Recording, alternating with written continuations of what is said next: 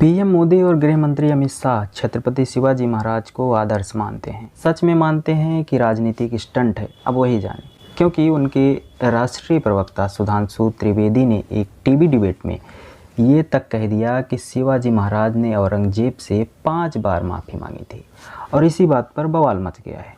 अब खुद को राष्ट्रवादी पार्टी कहने वाली भारतीय जनता पार्टी के राष्ट्रीय प्रवक्ता ने सार्वजनिक रूप से ऐसा बयान क्यों दिया है, ये भी जान लेते हैं। यानी कि अंग्रेज़ों से माफ़ी मांगने वाले, और जब आज़ादी की लड़ाई में देश के लोग अंग्रेज़ों से जंग लड़ रहे थे तो उस जंग से खुद को दरकिनार करने वाले, यहाँ तक कि अंग्रेज़ों की मुखबिरी करने वाले सावरकर को बचाने के लिए बीजेपी के नेता और प्रवक्ता का व्हाट्सएप यूनिवर्सिटी का ज्ञान सार्वजनिक जगहों पर बोलने पर छीछा लेदर होना तय है। हद तो तब हो गई जब व्हाट्सएप यूनिवर्सिटी के ज्ञान को किताबों में परोस दिया गया। बीते दिनों आपको याद होगा कि कर्नाटक के एक सरकारी स्कूल के 8वीं कक्षा की एक किताब में बताया गया कि जब सावरकर अंडमान निकोबार की जेल में थे तो बुलबुल पक्षी पर बैठकर वे बाहर घूमने जाया करते थे। महाराष्ट्र के राज्यपाल भगत सिंह कोश्यारी ने भी शिवाजी महाराज पर ऐसी ही कुछ टिप्पणी की थी, जिस पर काफ़ी बवाल मच गया था।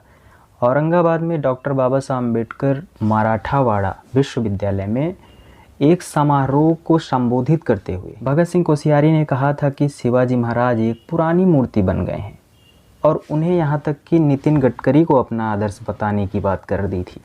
कोश्यारी ने कहा था, अगर कोई पूछता है कि आपकी मूर्ति कौन है तो आपको उसकी तलाश में बाहर जाने की ज़रूरत नहीं है, आपको उन्हें यही महाराष्ट्र में पाएंगे। छत्रपति शिवाजी महाराज अब एक पुरानी मूर्ति बन गए हैं, आप नई मूर्ति पा सकते हैं। उनका इशारा गडकरी की तरफ था। ऐसे ही कोश्यारी ने एक और भी विवादित बयान दिया था। कोश्यारी ने कहा था कि अगर रामदास स्वामी नहीं होते तो शिवाजी महाराज को पूछता कौन। इस बयानबाजी से राज्यपाल ने अपनी खूब छीछा लेदर करवाई थी। छत्रपति शिवाजी महाराज महाराष्ट्र के गौरव हैं और वे पूरे विश्व में प्रसिद्ध हैं। लेकिन राष्ट्रीय स्वयंसेवक संघ की गोद में पले बढ़े कोश्यारी ने जिस तरह से शिवाजी महाराज का अपमान किया है, यह निंदनीय है। अब सवाल है कि आरएसएस के लोगों ने रामदास स्वामी को शिवाजी महाराज का गुरु क्यों बताने का कार्य करते आए हैं। क्योंकि जब तक रामदास को शिवाजी महाराज का गुरु नहीं बनाया जाता, तब तक ऐसा प्रचार नहीं किया जा सकता कि इस गुरु के द्वारा ही शिवाजी महाराज को हिंदवी स्वराज की स्थापना की प्रेरणा मिली थी।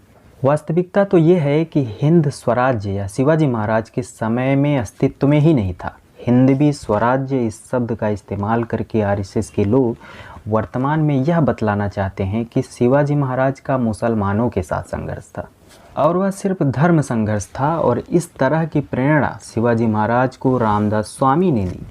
यह बतलाने के लिए उन्होंने रामदास को शिवाजी महाराज का गुरु बनाया और देश भर में प्रचार किया।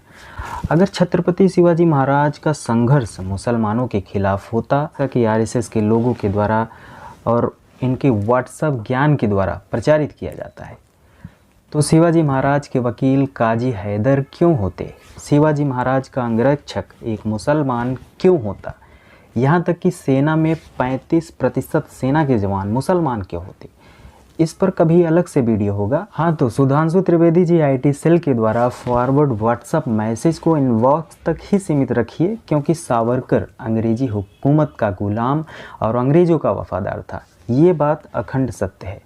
नहीं तो मुफ्त में अंग्रेज़ 60 रुपया महीना भला सावरकर को क्यों देते, ये बड़ा सवाल है। क्योंकि सावरकर जिस जेल में बंद थे वो कोई इकलौते कैदी नहीं थे।